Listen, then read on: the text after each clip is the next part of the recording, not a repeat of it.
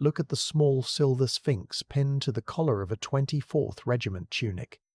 To the men of 1879, it was a badge of pride. But on a dusty slope in Zululand, it became a target for 10,000 spears. What if I told you that the greatest disaster in British colonial history was triggered not by a lack of courage, but by a surplus of arrogance? Before we march into the smoke of Isandlwana, make sure you're subscribed to the channel, so you never miss a deep dive into the grit and the glory of our shared history. History loves a legend, and the legend of Isandlwana is often painted in simple, bloody strokes. We're told of a red-coated line, shoulder to shoulder, suddenly swallowed by a black wave of warriors. We're told of ammunition boxes that wouldn't open and a British army caught napping. But the truth is far more terrifying. It is a story of tactical genius meeting imperial hubris, and it began with a shadow. Not just the shadow of the mountain that gives this battle its name, but the shadow of the British Empire at the very height of its power. Imagine, if you will, the cost of this expedition. In today's money, we aren't just talking about a few £1,000,000. Between the thousands of oxen, the hundreds of wagons, the state-of-the-art Martini Henry rifles, and the logistical train stretching back to the coast, Lord Chelmsford was sitting on an investment worth well over £150 million. And yet, for all that wealth, for all that Victorian technology, the British were about to be outclassed by an enemy they didn't even consider a real army. The Sphinx on their collars represented service in Egypt, a symbol of a regiment that had seen the world and conquered much of it. The men of the 24th were professionals. They were the expert next door of their era, tough, resolute, and perhaps fatally overconfident. They looked at the Zulu Impi and saw a nemesis they could easily brush aside.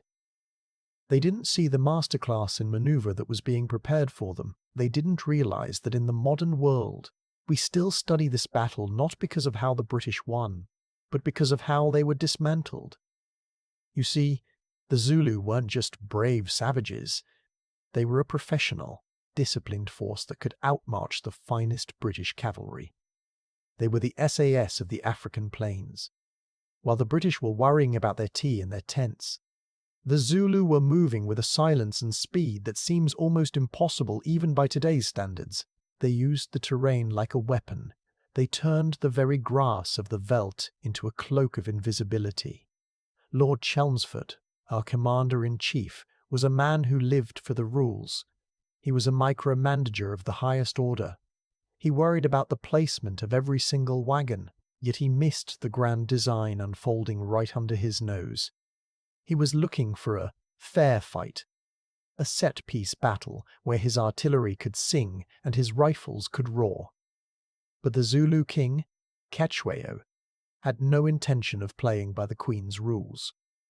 In our modern age, we often look back at these wars with a sense of detachment. We see the thin red line as a trope from a movie. But when you stand on that battlefield today, the silence is heavy. There are no birds singing. There is only the wind whispering through the white stone cairns that mark where the 24th fell. Those cairns aren't just piles of rock. They are the final resting places of fathers, sons, and brothers. Men who found out too late. That courage is no shield against a mistake made by a man in a comfortable tent miles away. The myth of the unskilled native was about to be shattered forever. This wasn't just a skirmish. This was a clash of civilizations. On one side, the industrial might of a global superpower. On the other, a nation of warriors defending their hearth and home with nothing but wood, hide, and steel. The stakes were absolute. And as the sun began to climb on that fateful January morning, the Sphinx's shadow grew long across the camp. The British were waiting for a war to start. They didn't realize it was already over. To understand the disaster at Isandlwana, we have to understand the man who led the British into the mouth of the lion. Frederick Thesiger, better known to us as Lord Chelmsford, was the very image of a Victorian officer. Tall, austere, and immaculately groomed. He was a man of high character, certainly, but he was also a man of high blindness. You see, Chelmsford wasn't a fool, but he suffered from a classic case of imperial myopia. He looked at the Zulu kingdom and didn't see a nation. He saw a problem to be solved with a punitive expedition.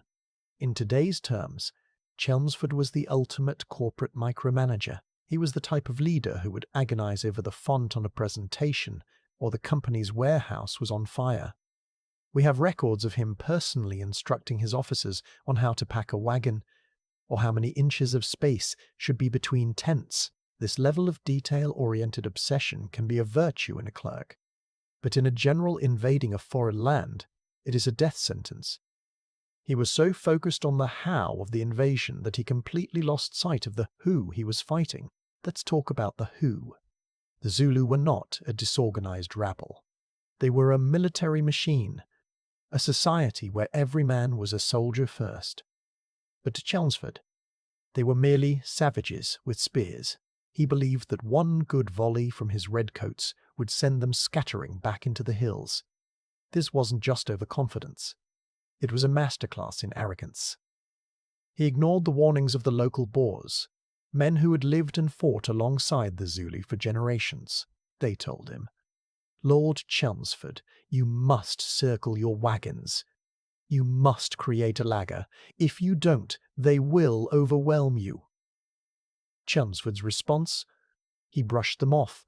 He felt that the time it took to form a defensive perimeter was a waste of precious hours. After all, he was the hunter. Why would the hunter need to build a wall? The logistics of this invasion were, quite frankly, a nightmare. Imagine a scarlet caterpillar crawling across the African veldt. This was a column of over 10,000 men, thousands of oxen, and hundreds of heavy, wooden wagons. Each wagon was pulled by 16 oxen and moved at a snail's pace, perhaps 10 miles on a good day. It was a lumbering, noisy, vulnerable beast.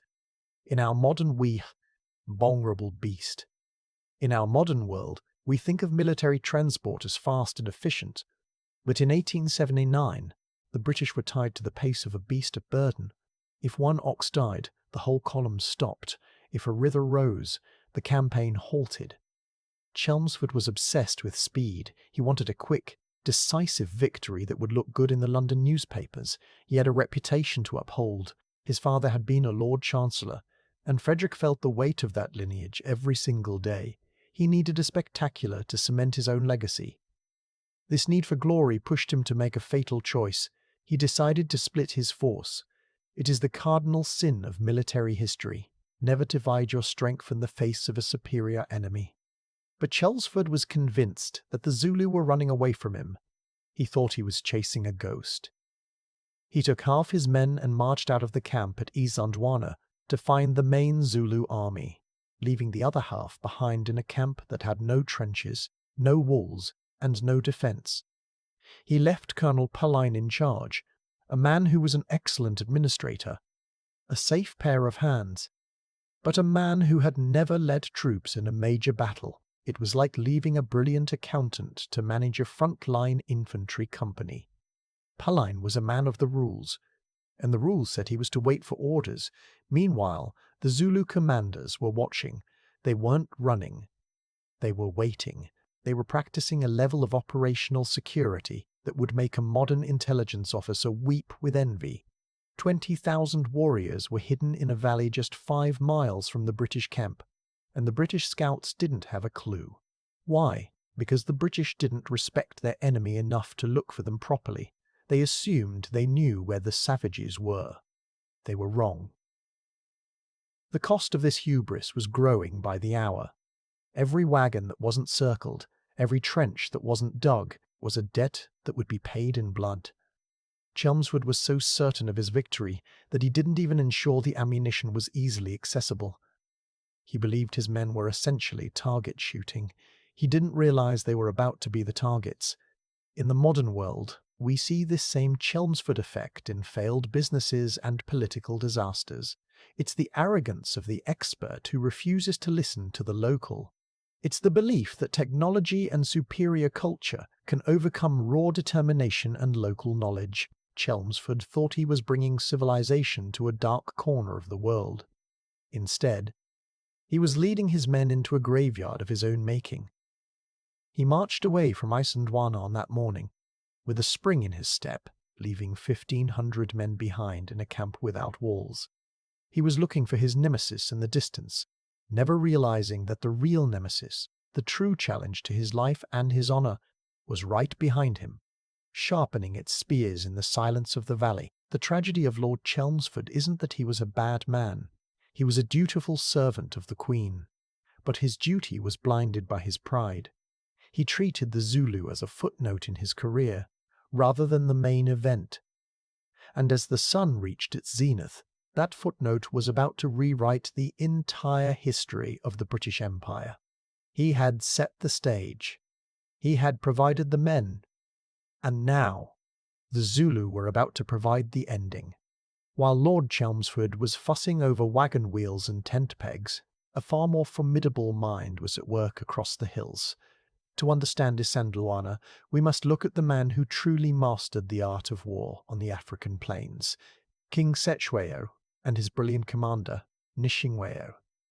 In the Victorian press, they were often painted as bloodthirsty tyrants, but in reality, they were the architects of a military system so refined, so lethal, that even the Iron Duke Wellington himself would have recognized their genius.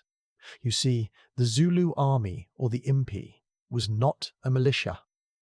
It was a total society geared for combat.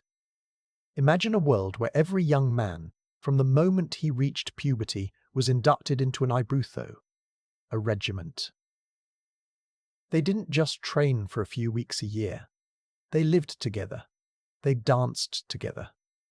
They hunted together. They hunted together. They hunted together, and they fought together. By the time a Zulu warrior reached the age of 20, he was a finely tuned instrument of war. He could run 50 miles in a single day across broken terrain, and then go straight into a charge. To put that into perspective, that's nearly 2 modern marathons, back to back, carrying a heavy cowhide shield and a bundle of spears. The British called Cetshwayo the Black Napoleon, and the title was well earned. He inherited a tactical system perfected by his ancestor, the legendary Shaka Zulu. This was the horns of the buffalo formation. It was simple, elegant, and utterly devastating. The chest of the buffalo would engage the enemy head-on, pinning them in place with a relentless, grinding pressure. Meanwhile, the horns, the youngest and fastest warriors, would sprint out to the left and right, circling behind the enemy to close the trap. Finally, the loins acted as the reserve, sitting with their backs to the battle so they wouldn't get overexcited, ready to be thrown in wherever the line wavered. It was a masterclass in maneuver. In our modern military manuals, we call this a double envelopment. It's the same tactic Hannibal used to annihilate the Romans at Cannae. And yet, the British High Command believed Zulu were incapable of such sophistication. They thought the Zulu would simply rush forward in a disorganized mob. They were dead wrong. The Impi moved with the discipline of a Swiss watch. They used hand signals and whistles to communicate across miles of whistling wind. They didn't need radios. They didn't need GPS. They had the land, and they had the will. Let's talk about their equipment, because this is where the expert next door really sees the contrast. The British had the Martini Henry rifle, a marvel of engineering that could drop a man at 500 yards. The Zulu had the Iklewa, the short, heavy-bladed stabbing spear. It was named for the sound it made as it was withdrawn from a victim's body, Iklewa. It was a weapon designed for one thing: close-quarter butchery. The Zulu philosophy was simple: close the gap. They knew that if they could survive the storm of lead for the first 100 yards, the British rifles would become nothing more than expensive clubs. The bravery required to face a Victorian firing line with nothing but a leather shield is almost inconceivable to us today. But the Zulu weren't fearless. They were disciplined. They were taught that to die for the king was the highest honor. There was a saying in the Impi: If I go forward, I die. If I go backward, I die. Better to go forward. This wasn't fanaticism, it was a cold, tactical reality. They understood that the only way to win was to break the British spirit before the British could break their bodies. King Setchware was also a master of the long game. He didn't want this war. He knew the British Empire was a global leviathan. He had sent messengers to Chelmsford, offering cattle, offering peace, trying to find a modern bridge to avoid the slaughter. But when he realized that the British were determined to dismantle his nation, he didn't panic. He mobilized. He called every able-bodied man to the royal crawl at Ulundi. It was a mobilization that would have impressed a modern NATO commander. Within days, 24,000 warriors were ready to march. And how they marched? They carried no heavy supply wagons. They didn't have a scarlet caterpillar of oxen slowing them down. Each warrior carried a small bag of grain and was supported by mat bearers, young boys who carried their bedding and extra supplies. This allowed them to move with a tactical imagery that was terrifying. They were like a shadow passing over the hills. One moment the horizon was empty. The next, it was shimmering with the light reflecting off 10,000 spear points. The nemesis factor here is vital. In Koza, the Zulu commander at Isandlwana, was 70 years old. He was a veteran of a dozen wars. He was a man of immense patience. He knew that Chelmsford was an arrogant man, and he used that arrogance against him. He lured the British commander away from his base, playing on his desire for a quick victory. It was a classic feint. While Chelmsford was chasing a small group of Zulu scouts in the distance, Nshinwea was moving the main body of his army into position right under the nose of the British camp. In the modern world, we still see the influence of the Zulu military spirit. You can find it in the grit of the South African rugby teams. You can see it in the pride of the Zulu people today. They are a nation that remembers their masterclass at Isandlwana, not as a moment of cruelty, but as a moment of supreme tactical excellence. They took on the greatest empire the world had ever seen, and for one glorious, bloody afternoon, they brought it to its knees. As the day of the dead moon approached, the Zulu warriors were resting in the Ingwebeni Valley. They were silent. They were resolute. They were eating their last meals and sharpening their blades. They were a nemesis that Chelmsford hadn't bothered to truly understand. He thought he was the hunter. But the Black Napoleon had already built the trap. The horns were ready to close, and when they did, the world would never be the same. On the morning of January 20th, 1879, the British centre column halted in the shadow of Isandlwana. The mountain itself is a strange, jagged, limestone crag that looks, from certain angles, like a crouching lion or the Sphinx on the 24th Regiment's colours.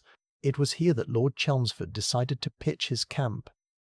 To any modern veteran, or even a seasoned camper, the site was a dream, wide open, plenty of water, and a commanding view of the plains. But as a military position, it was a wide-open invitation to disaster. You see, the first rule of warfare in the African bush was simple: dig in or die. The Boers, those rugged Dutch-descended farmers who had fought the Zulu for decades, had a very specific way of camping. They called it the leaga. They would pull their wagons into a tight, interlocking circle, thorns stuffed into the gaps, creating a mobile fortress. It was a simple bit of tech, but it worked. If you were inside a laager, you were safe. But Chelmsford, he looked at his hundreds of wagons and decided that lagering was too much effort. He looked at his hundreds of wagons and decided that lagering was too much effort. It took time, it was exhausting for the oxen, and besides, he wasn't planning on staying long. This was the expert next door failing at his own job. Chelmsford argued that his men were too busy and the ground was too rocky. But the truth was deeper. He simply didn't believe the Zulu would dare to attack a British camp in broad daylight. He viewed the Impi as a reactive force, not a proactive one. And so, the camp at Isandlwana remained a camp without walls. No trenches were dug, No stone walls or sangars were built. The tents were laid out in neat, orderly rows, stretching for nearly half a mile across the slope. It looked more like a summer festival than a military outpost. In our modern money, the sheer amount of equipment sitting out in the open was staggering. We're talking about thousands of rounds of ammunition, medical supplies, officers' fine china, and the regimental colours, the very soul of the unit. All of it was protected by nothing more than a few thin lines of canvas. It was a tactical nightmare hidden behind a Victorian daydream. The friction within the camp was palpable. Colonel Pullany, the man left in charge, was an administrator by trade. He was a safe pair of hands, but he lacked the fire of a combat commander. He spent his time worrying about the post and the payroll while the nemesis was gathering in the folds of the hills. Then, into this mix, rode Colonel Anthony Durnford. Now, Durnford was a different breed entirely. He was a cavalryman to his core, flamboyant, brave, and a bit of a maverick. He had a withered arm from a previous battle and wore a blue patrol jacket that stood out against the sea of red. Technically, Durnford was senior to Pullany, but his orders were vague. He didn't want to sit in a camp and wait. He wanted to find the fight. When he arrived at Isandlwana on the morning of the 22nd, he didn't see a defensive position. He saw a staging ground. While Pullany was focused on the camp, Durnford took his Basuto horse, highly skilled black-mounted troops, and rode out to find the enemy. This created a split in command that would prove fatal. Two leaders, two different visions, and one wide-open camp. The logistics of the camp were also starting to fray. The ammunition was stored in heavy wooden boxes, each one secured by 2 copper bands and held shut by 9 heavy screws. To open them, you needed a specific screwdriver or a heavy blow from an axe. In a controlled environment, this was fine, but in a high-retention moment of panic, it was a bottleneck of the worst kind. We often hear the myth that locked boxes lost the battle, and while the truth is more nuanced, the fact remains, the British had designed a system that valued neatness over speed. And then there was the silence. The Zulu were so close that they could hear the British bugle calls. They could see the smoke from the cooking fires. They watched as Lord Chelmsford marched away with half the army, leaving the camp even more vulnerable. In Chingweo, the Zulu commander must have been in disbelief. The Great White Queen's soldiers had essentially handed him the keys to the kingdom. In our modern world, we call this complacency. We see it in the giant corporations that think they're too big to fail, or the politicians who ignore the groundswell of public opinion. Isandlwana was a masterclass in what happens when you underestimate the grit of your opponent. The British felt that their civilized way of doing things, the neat tents, the daily routines, the sophisticated hierarchy, offered them a layer of protection. They didn't realize that to the Zulu, those things were just obstacles in the way of the kill. The camp sat there, shimmering in the heat of the South African summer. Redcoats sat outside their tents, cleaning their buttons and writing letters home to descendants like the Churchills or the many veterans who still bear those names today. They spoke of the walkover they expected. They joked about the Zulu being scared of the red jacket. They had no idea that the horns of the buffalo were already beginning to curve around them. The hidden truth of Isandlwana is that it wasn't a surprise attack. It was an inevitable one. The British had built a graveyard and then walked into it. Pullany was waiting for orders. Durnford was out hunting, and Chelmsford was miles away, chasing ghosts. The camp had no walls, no trenches, and very soon it would have no survivors. As the sun reached its peak, the day of the dead moon began to turn cold. The ground began to vibrate, not with thunder, but with the rhythm of 20,000 pairs of feet, moving as one. The expert next door was about to get a lesson in reality that no textbook could provide.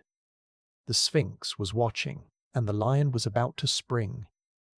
January 22nd, 1879. It was a day that should have belonged to the astronomers. High above the rolling hills of Zululand, a rare celestial event was unfolding. A total solar eclipse. The Zulu, who lived in deep harmony with the rhythms of the earth, called it the Day of the Dead Moon. To them, it was an omen of profound significance, a time for rituals, for rest, and certainly not a time for the spilling of blood. Their commander, the venerable Nchingweo, had issued a strict order. The warriors were to remain hidden in the Ingwebeni Valley, motionless and silent, until the moon had breathed again and the sun was restored.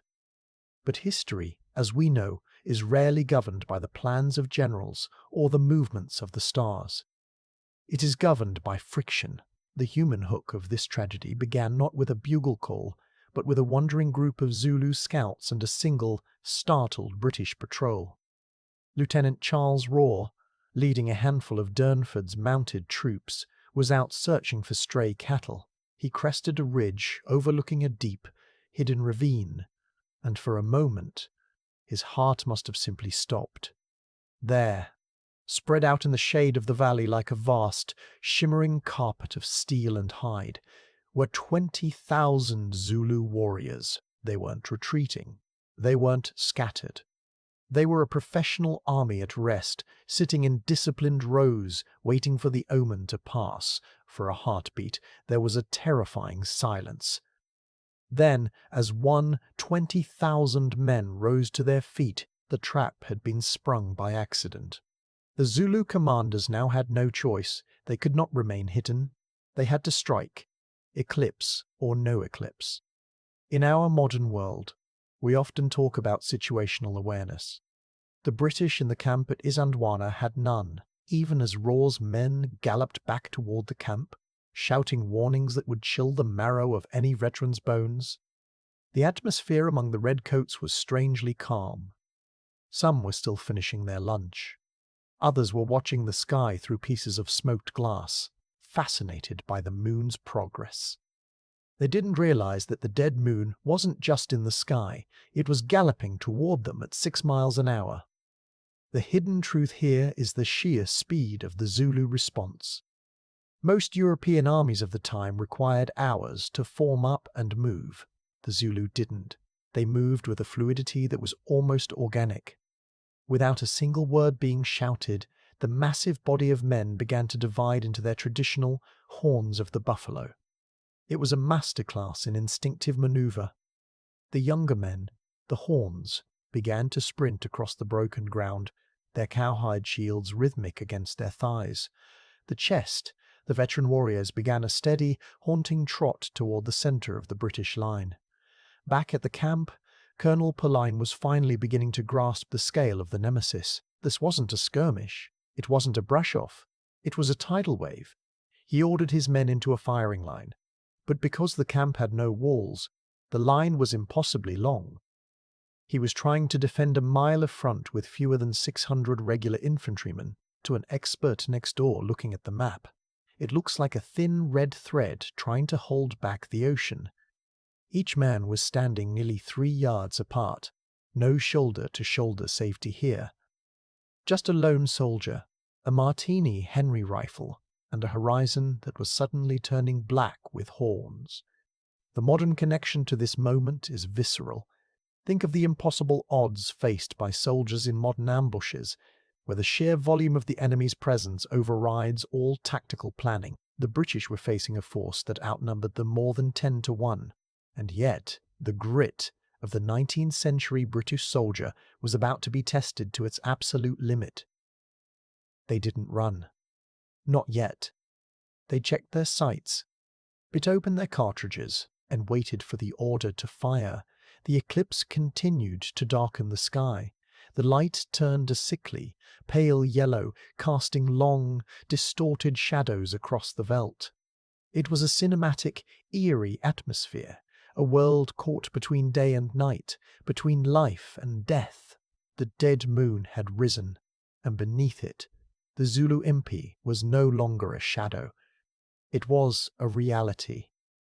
The first British volleys began to bark, a sharp, rhythmic sound that tore through the heavy air. The Battle of Isandlwana had begun. Imagine the sound of 20,000 pairs of feet, not a stampede, but a rhythmic, heavy pulse that you feel in your teeth before you hear it in your ears. This was the moment the Black Napoleon's masterclass in maneuver became a living, breathing reality. As the dead moon cast its eerie, jaundiced light over the valley, the Zulu Impi didn't just attack. They deployed with a military precision that would have made a Prussian drill sergeant blink in disbelief. The horns of the buffalo was no longer a diagram in a dusty colonial report. It was a shifting, organic machine. The chest, the veteran regiments like the Younghusband and the Durnford dropped into a crouching trot, moving toward the centre of the British line. They weren't rushing. They were pinning the British in place, drawing their fire. They weren't pinning the British in place, drawing their fire, absorbing the leaden storm of the Martini Henrys. Meanwhile, out on the flanks, the horns were already beginning their lethal, wide-swinging arc. To the north, the right horn crested the heights of the Neoni Ridge, a dark tide of shields and spears pouring over the rocks. To the south, the left horn, fueled by the youngest and fastest warriors of the Juve regiment, sprinted through the long grass to circle around the conical hill and cut off any hope of retreat. Back at the British line, Colonel Pauline faced a tactical nightmare. Because Chelmsford had refused to lay age of the wagons, Pauline was forced to defend a camp without walls by stretching his men into a line that was nearly 2,000 yards long. In our modern world, we're used to the image of the thin red line, but this was thinner than a cobweb. Each redcoat was standing several paces from his comrade. There was no shoulder-to-shoulder solidity here, just a lone man, a rifle, and a terrifyingly vast horizon. Pauline's strategy was old school. He relied on the superior technology of the Martini Henry rifle, and for the first hour it seemed to work. The British infantry were resolute. They were professionals. They fired in disciplined volleys, crack, boom, a rolling thunder of lead that tore into the Zulu ranks. At 400 yards, the 5.77 450 caliber bullet didn't just hit a man, it dismantled him. The chest of the Zulu army was forced to go to ground, the warriors throwing themselves into the grass to avoid the scythe of lead. From an expert next-door perspective, the British still felt they were in control. The officers were walking behind the line, calmly telling the men to watch their aim and save their ammunition. They believed the Zulu would eventually break and run, as they had in previous skirmishes. But they were fighting a different kind of nemesis today. The Zulu commanders were using tactical imagery that the British simply hadn't anticipated. When the British volleys became too intense, the Zulu leaders would shout, "Lay down, children of the king," and the entire regiment would vanish into the grass. When the firing slackened, and the entire regiment would vanish into the grass. When the firing slackened, they would rise again with a roar of Younghusband and gain another 50 yards. But the real friction wasn't in the centre. It was on the flanks. Colonel Durnford, with his blue patrol jacket and his withered arm, was out on the far right with his Basuto horse. He was holding a dry water course known as the Nyogane Donga. He and his men were putting up a masterclass of their own, firing rapidly and grudgingly giving ground as the left horn of the Zulu army surged toward them. Durnford knew that if his position was overrun, the entire British line would be outflanked. He was the plug in the drain, and the water was rising fast. Modern connections to this moment are all about overextension. Whether in business or the battlefield, when you try to be strong everywhere, you are strong nowhere. Pauline had spread his scarlet caterpillar too thin. He had 2 7-pounder artillery guns, and they were barkingly bravely throwing shrapnel into the Zulu ranks.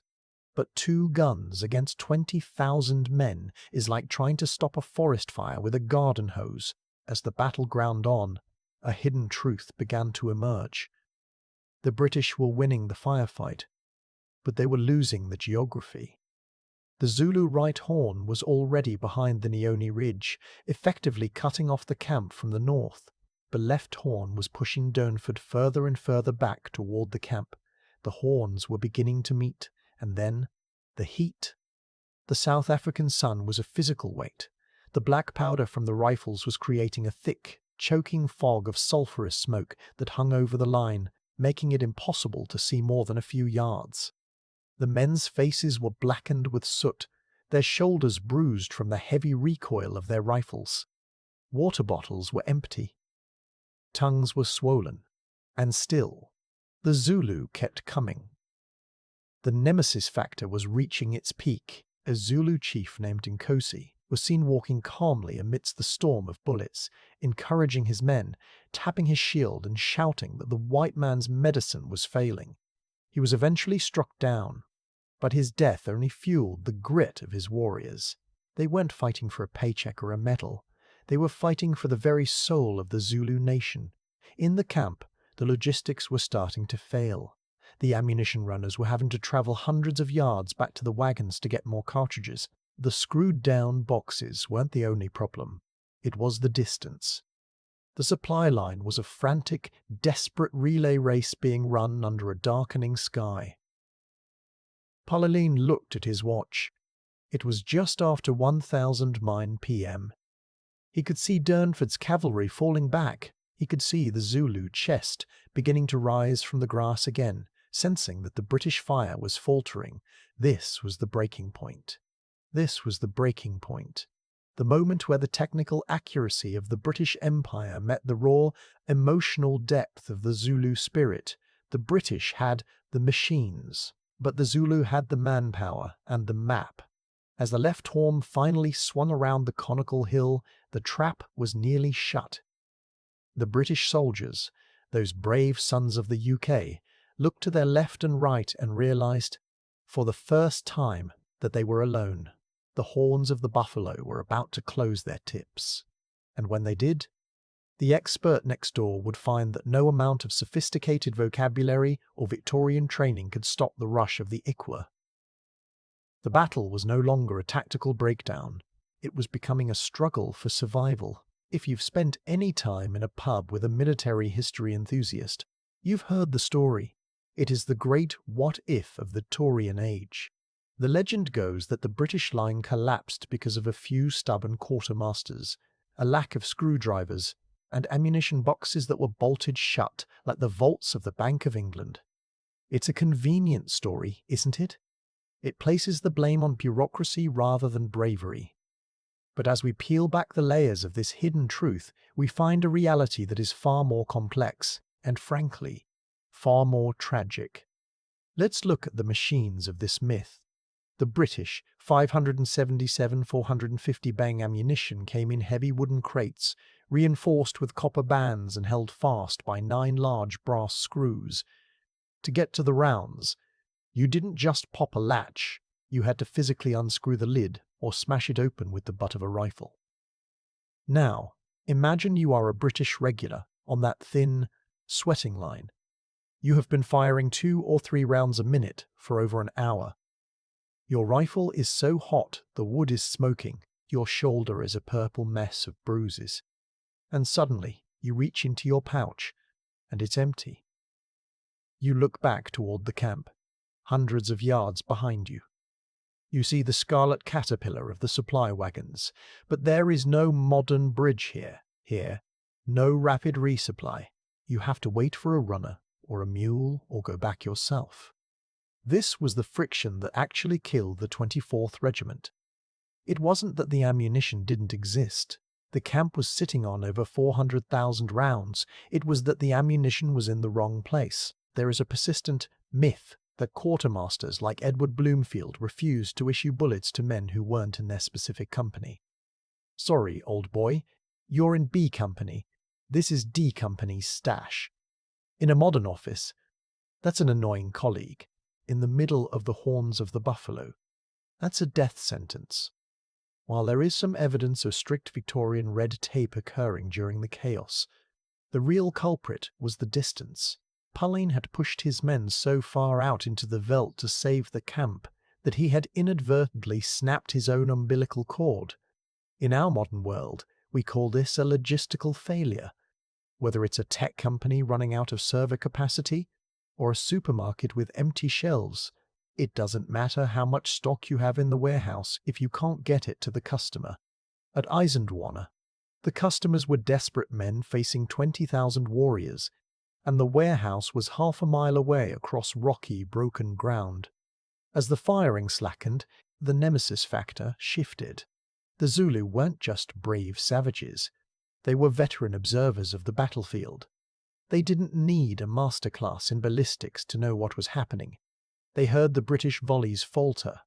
They saw the storm of lead turn into a few scattered shots. One Zulu warrior later recalled that they heard the British officers shouting, not commands to fire, but ammunition. Where is the ammunition? That was the breaking point. The Zulu commanders, sensing the hesitation, stood up and shouted the command that every redcoat feared, "Zitsanai, sit down!" Followed by the charge. With the British fire failing, the Zulu chest rose from the grass like a single, terrifying entity. They didn't trot this time, they sprinted. The technical accuracy of the Martini Henry had been the British soldiers' only shield. It was a masterpiece of 19th century engineering, capable of stopping a charging bull. But a rifle without a bullet is just a 4-foot stick of walnut and steel. As the Zulu closed the gap to within 100 yards, the tactical imagery became a nightmare of scarlet and steel. The men of the 24th began to fix their long sword bayonets. It was a gesture of resolute defiance, but it was also a confession. The firefight was over. The butchery was about to begin. We must also consider the modern connection to the 24th's ordeal. Think of the modern veteran, the expert next door, who knows that in high-intensity combat you don't just run out of ammo, you burn through it. The British were issued 70 rounds per man. In the heat of Isandlwana, a man could fire that off in 20 minutes of sustained combat. The system wasn't designed for a nemesis that wouldn't stop, that didn't care about casualties, and that could move faster than a horse. There is a scandalous letter written after the battle, suggesting that the screws on the boxes were so tightened by the heat of the sun that they couldn't be turned. It makes for a great movie scene. But the hidden truth is simpler and more haunting. The British were simply overwhelmed by the man and the machines. They had the better machine, but they had lost the battle of logistics the moment Chelmsford decided not to lager. The ammunition myth survives because it's easier to blame a brass screw than to admit that a Victorian army was outthought and outfought by a primitive enemy. But as the Zulu left horn crashed into Durnford's retreating cavalry, the lack of bullets became a secondary problem. The horns had met. The camp was no longer a place of safety. It was a trap. The men on the line looked back at the wagons one last time. They didn't see ammunition runners. They saw Zulu warriors already among the tents. The scarlet caterpillar was being torn apart. Those who still had a few rounds in their pouches didn't save them for the enemy in front. They turned to face the enemy behind. The expert had been proven wrong. The masterclass was over. And as the dead moon began to slip away, the only thing left to the British was the cold, hard steel of the bayonet. This is the moment where the map of the Isandlwana turns from a tactical diagram into a scene of pure, unfiltered chaos. It is the breaking point. Just after 1 p.m., the friction that had been building all morning finally ignited. Colonel Durnford, low on ammunition and facing the surging Zulu left horn, realized the watercourse he was holding had become a death trap. He gave the order to fire and retire, intending to fall back on the camp to regroup. But in the smoke and the heat, a tactical breakdown of catastrophic proportions occurred. To the veteran redcoats of the 24th Regiment, seeing Durnford's mounted troops gallop back toward the tents was the signal that the right flank had vanished. In our modern military parlance, the gate was open. The Zulu Impi and Ingova regiments, sensing the sudden weakness, didn't just advance. They surged. They poured into the gap between the infantry and the camp. like a black tide through a breached levee. Pauline, seeing his right flank evaporate, tried to pull his companies back to form a tighter perimeter around the mountain. But a scarlet caterpillar that is 2,000 yards long cannot simply shrink in an instant. As the redcoats tried to march backward, maintaining their resolute discipline, the Zulu chest struck. This was the masterclass in timing. The Zulu had waited for the exact moment the British fire slackened and the formations shifted. With a roar of Usuthu, 20,000 warriors rose as one and charged the final 100 yards. Imagine the tactical imagery of that moment. A thin, ragged line of red wool, struggling to reload their fowling rifles, suddenly hit by a solid wall of cowhide and steel. The British artillery, those two 7-pounder guns, fired their last rounds of case shot at point-blank range, tearing literal lanes through the Zulu ranks, but it was like throwing pebbles at a hurricane. The gunners were stabbed at their posts, the heavy iron barrels becoming silent monuments to the machines that had failed. The nemesis factor was now a face-to-face reality. There was no more expert next-door detachment. This was a master class in close-quarter butchery. The Martini Henry, as formidable as it was, became a clumsy club once the Zulu closed the distance. The Zulu equal was a weapon of terrifying efficiency. They didn't swing it like a sword. They used it with a low, gut-ripping thrust. The British bayonet, though long and sharp, was often outmatched by the agility of a warrior who had been trained to dance around his opponent since childhood. In the center of the camp, the hidden truth of the command structure collapsed. Pauline and Durnford, two men who had barely spoken that morning, now found themselves at the heart of a whirlwind. There was no time for sophisticated vocabulary. There was only the scream of the dying and the relentless thud-thud of spears hitting shields. Durnford gathered a group of his Basuto horse and volunteers near the wagons, making a resolute stand to buy the others time. They fought with revolvers and bowie knives, a pocket of blue and khaki in a sea of red and black. They died where they stood, their bodies later found in a square of spent brass cartridges.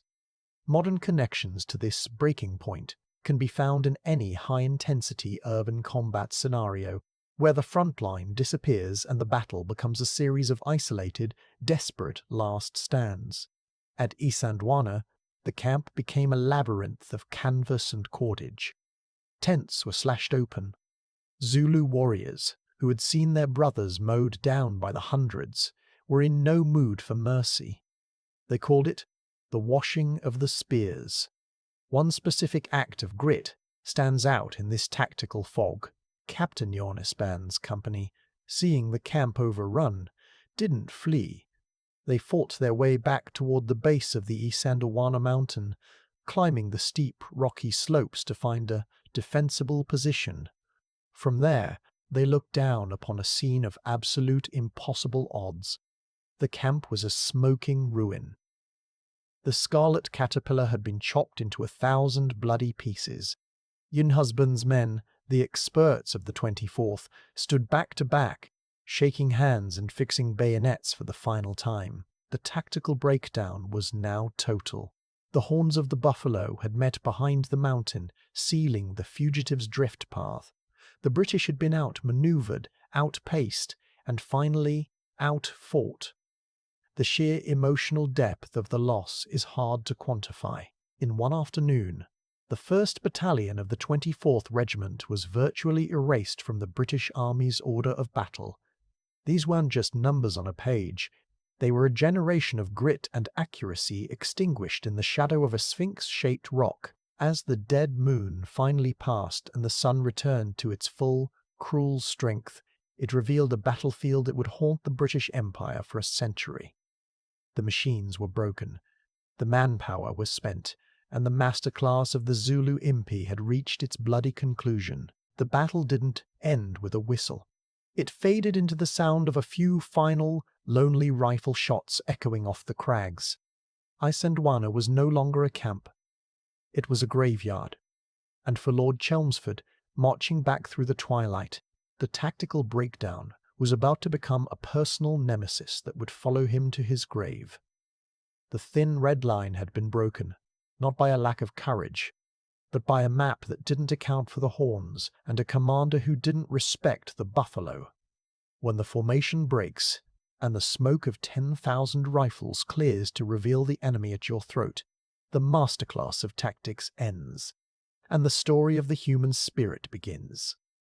By mid-afternoon, the camp at Isandlwana was no longer a military objective. It was a slaughterhouse. But amidst the chaos, there arose a series of last stands that had become the stuff of British military legend, moments of grit so profound that even the Zulu victors paused to pay tribute to their fallen foes. The most famous of these occurred on the rocky neck of the mountain itself. Captain Reginald Younghusband, a man whose name sounds like a character from a Victorian novel, found himself and his company isolated as the Zulu chest surged through the tents. They didn't panic. They didn't run for the fugitives' drift. Instead, they moved with a resolute calm that is almost impossible to fathom. Younghusband gathered his survivors and fought their way up the steep, jagged slopes of Isandlwana. They reached a narrow crag, a natural fortress of limestone, and there they turned to face the tide. Imagine the tactical imagery. Below them, a sea of black shields. Above them, the silent, uncaring sphinx of the mountain. Younghusband's men were out of ammunition. They had spent their last rounds long ago, their rifles now nothing more than heavy clubs. One by one, the men of the 24th stepped forward. They shook hands with one another, a final, expert next-door gesture of brotherhood. And they fixed their bayonets. When the Zulu finally swarmed the crag, Younghusband didn't wait to be stabbed. He charged down the slope alone, sword in hand, a single splash of scarlet against the grey rock before he was overwhelmed. In another part of the field, Colonel Durnford was making his own resolute exit. He was found later, surrounded by a circle of his Basuto horse and a few brave volunteers from the Natal Carabineers. They had fought until their revolvers were empty and their blades were notched. The Zulu warriors who fought them later spoke of a great chief in a blue coat who refused to die until he was riddled with spears. This is the nemesis factor at its most poignant, where the enemy stops being a target and starts being a fellow warrior. To the Zulu, these men weren't invaders in those final moments. They were lions, but perhaps the most emotional depth can be found in the story of the regimental colours. In the 19th century, the colours were not just flags, they were the hidden truth of the regiment's soul. To lose them was a disgrace worse than death. Lieutenants Melville and Colonel, seeing that all was lost, were ordered to save the Queen's colour. They spurred their horses through the closing horns of the buffalo, riding a desperate gauntlet of spears toward the Buffalo River. They reached the water, a churning, flooded torrent, and managed to cross. But Colonel, who had been injured earlier, saw Melville struggling in the current. He didn't ride on to safety. He turned his horse back into the river to save his comrade. Both men were eventually caught by Zulu scouts on the far bank. They died back to back, defending the silk flag until the very end. The colours were lost in the river, only to be recovered days later, a modern bridge to their bravery that resulted in the first ever posthumous Victoria Crosses. In our modern world, we often ask, why stay? Why fight when the odds are impossible? For the men of the 24th, it was about a code of accuracy and duty that had been drilled into them since they first took the Queen's shilling. They weren't fighting for Lord Chelmsford's reputation or the expansion of the empire in those final minutes. They were fighting for the man to their left and the man to their right. It was a masterclass in the bonds of small unit cohesion. The Zulu respect for these last stands was immense. It is a hidden truth that after the battle, many Zulu warriors refused to mutilate the bodies of the officers who had fought most bravely, believing that their spirits deserved to remain whole. They recognized the grit of the redcoat. They had seen the British soldier at his worst, arrogant and overextended, but they also saw him at his best, resolute, courageous, and defiant in the face of certain death. As the sun began to dip behind the mountains, the sounds of the battle changed. The roar of 20,000 voices faded into the tactical imagery of a haunting silence, broken only by the occasional cry of a scavenger or the distant moan of a wounded man. The Scarlet Caterpillar was no more. The camp was a ghost town of shredded canvas and broken dreams. Of the nearly 1,800 men who had stood their ground that morning, over 1,300 were dead. For the modern descendant, perhaps a Churchill or a veteran of the Royal Welsh today, Isandlwana remains a hallowed ground. The grit shown by the 24th on that afternoon didn't save the camp, and it didn't win the war, but it saved the honour of the British soldier. They had been led into a trap by hubris, but they exited life with dignity. The dignity. The last stand wasn't just a military failure. It was a human masterclass. It proved that while machines can fail and logistics can crumble, the individual soldier's grit is a currency that never loses its value. The Sphinx looked down on the carnage, its stone face unchanged. The dead moon had done its work. The horns had closed. And in the red dust of the South African veldt, the 24th Regiment had written a chapter of history in their own blood. A chapter that we still read today with a mixture of horror and awe as the sun dipped behind the jagged silhouette of Isandlwana on the evening of January 22nd. The silence that followed was more deafening than the roar of the cannons. Lord Chelmsford, returning with his exhausted column, marched back into a camp of ghosts. He found no greeting, no cooking fires, only the pale shimmer of white tents in the moonlight and the overwhelming scent of copper and dust. The expert next door had returned to find his world dismantled. It is said he sat on his horse in the middle of the carnage, staring at the ground, and whispered, "But I left over 1,000 men to guard the camp."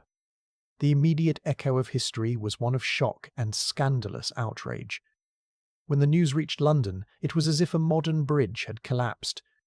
The Victorian public, raised on a diet of easy colonial victories, could not fathom how a handful of savages had annihilated a regular British battalion. Queen Victoria herself was heartbroken, writing in her journal of the dreadful disaster.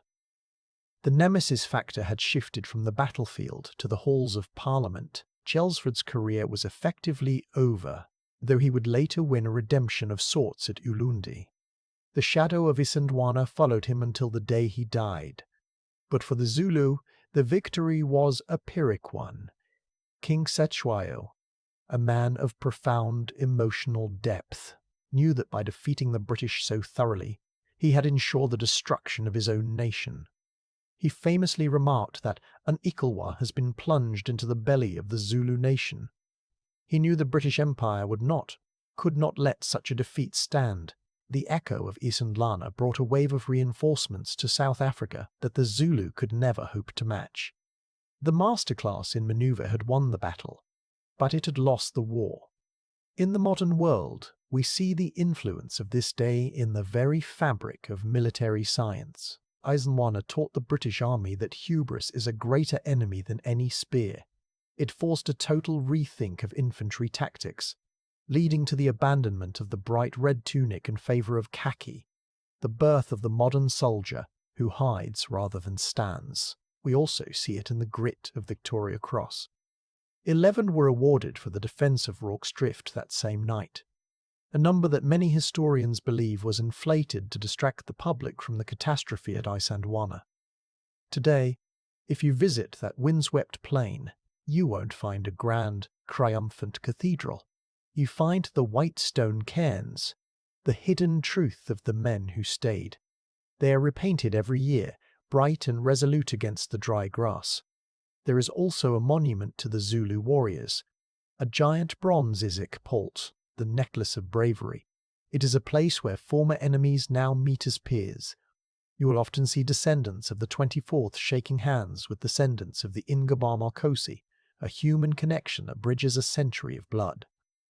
The echo also lives on in our popular culture. From the cinematic sweep of Zulu Dawn to the countless books that analyze every screw in every ammunition box, we remain obsessed with this impossible odds scenario. Why? Because it represents the ultimate breaking point. It's the moment where the machines of empire met the man of the soil, and for a few hours the world stood still. It reminds us that no matter how sophisticated our vocabulary or our technology, history is ultimately made by individuals standing their ground in the shadow of a mountain. As we close this architectural breakdown of the battle, remember the Sphinx. It still sits on the collar of the Royal Welsh today, a symbol of a lineage that survived the dead moon. The tactical imagery of Isandlwana is not just about a defeat, it is about the resolute nature of the human spirit on both sides. The Zulu fought for their land, the British fought for their comrades. Both died like lions. The story of Isandlwana is a masterclass in humility. It tells us that the expert must always listen to the wind, and the commander must always respect the nemesis. It is a story of grit, of accuracy, and of the terrible cost of arrogance. And as long as those white stones shimmer in the South African sun, the echo of history will continue to whisper the names of those who fell beneath the crouching lion. On the day the moon died,